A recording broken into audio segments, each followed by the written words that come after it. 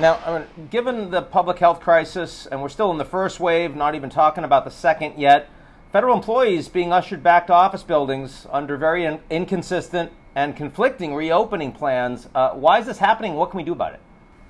Well, one of the things I think Congress should do is to assert its leadership here.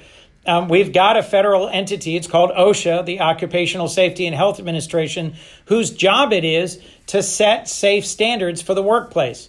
Whose job it is, particularly in a pandemic, to set a science-based standard for when and how it's safe to return to work.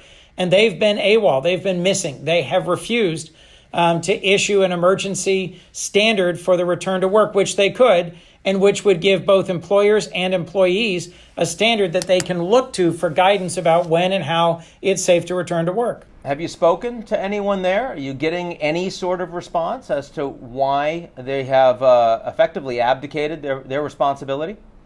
We had a broad hearing on the Senate Judiciary Committee about this topic. There were representatives from different industry groups, from the administration, from different advocacy groups.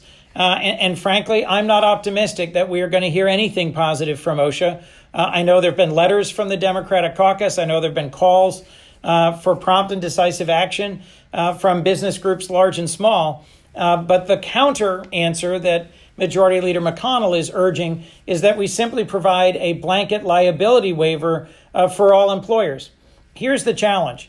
If you provide a blanket liability waiver to employers large and small, how does an employee know that it's safe to go back to work, that they're actually going back to a workplace where the standards that they're following in terms of masks and hand washing and distancing will protect their health and safety? And then aren't we putting those employees and well-intentioned employers in a really tough bind?